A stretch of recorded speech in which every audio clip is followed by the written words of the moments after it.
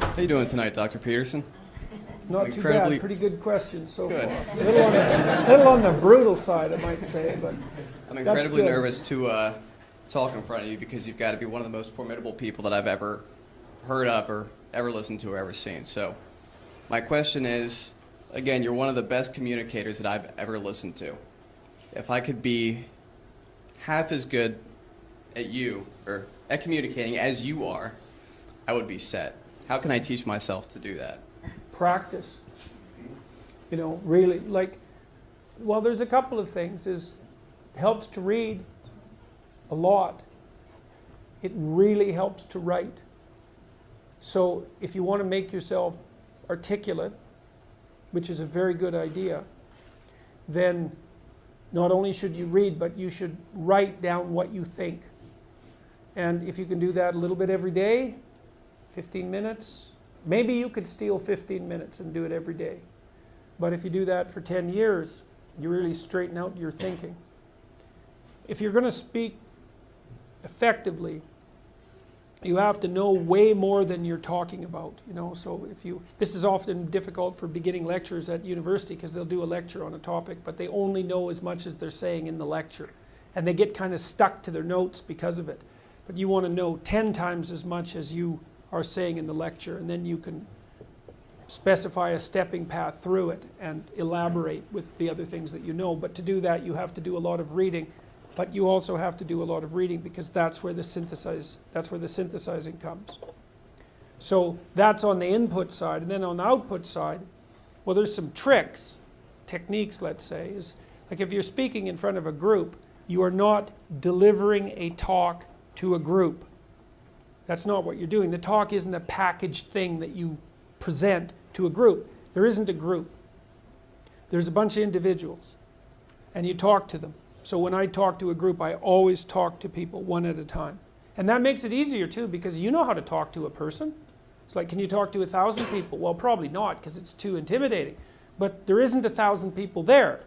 There's 1,000 individuals. And so you just look at an individual and you say something, and you can tell if they're engaged.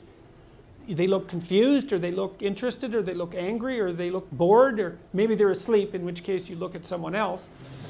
And they give you feedback about how you're doing. And so one thing is to have something to say, yeah, but the next thing is pay attention to who you're talking to.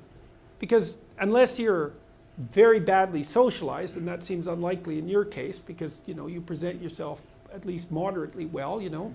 And, well, I mean, I don't know you very well, but on first sight, you know, you're doing fine. So the probability that if you pay attention to the individuals that you're talking to, that your natural wealth of social skill will manifest itself is extremely high. And so you don't deliver a talk to an audience. That's a really bad way of thinking about it. You're actually engaged in a conversation with an audience. Even if they're not talking, they're nodding and shifting position and, you know, looking like this, and you can pull all that in and use it to govern the level at which you're addressing the entire audience. So the last thing I would say is, well, having the aim to be a good communicator is a good start. And you think, well, I could buttress that to some degree.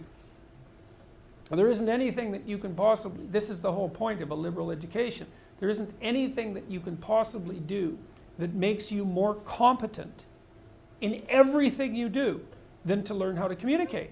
I don't care if you're going to be a carpenter. I mean, being a carpenter, by the way, is very difficult, especially if you're a good carpenter. But if you're good at communicating as a carpenter, you're like 10 times better as a carpenter.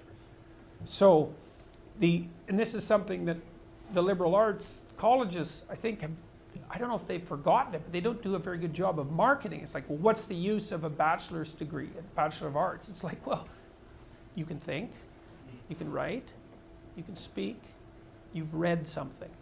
It's like the economic value of that is incalculable. The people that I've watched in my life who've been spectacularly successful they have skills. Clearly, that's a minimum precondition. But they're also very, very good at articulating themselves. And so whenever they negotiate, they're successful. well, that's kind of like the definition of success in life, right? You negotiate and you're it doesn't mean you win. Because if you're a good negotiator, if you're a really good negotiator, everybody walks away from the negotiation thrilled. And so then people line up to do things with you. So, and that's all dependent on your ability to communicate. So practice. Thank you very much. Yeah.